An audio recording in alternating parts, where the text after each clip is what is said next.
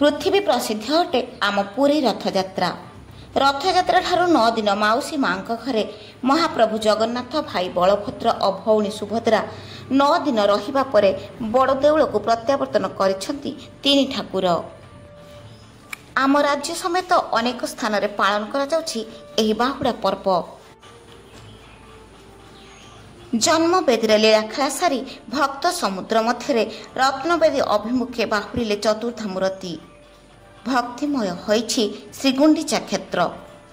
भाव विहोलित भक्त बाहुड़ा यात्रा रे भक्तों श्रृंखलित दर्शन गमनागमन और आईन श्रृंखला को नजर रे रखी प्रशासन तरफ व्यापक पदक्षेप ग्रहण करा जाइछि। आड़प मंडप रे प्रभु को शेष दर्शन करी कोटि पुण्य अर्जन करिवार अभिलाष भक्तों को टाणी आनीथिला बड़ दांड को। आड़प मंडप रे चतुर्धा मूर्ति को थरे दर्शन करिबा नीलाद्री रे 10 वर्षर दर्शन सहित समान होइथाय। एही दिन रे महाराजा इंद्रद्युम्न जगन्नाथ को दर्शन करथिले। पूजा विधि अनुसार तीन ठाकुरंकर पूजा रीति संपादन होइथिला। Bureau report M digital.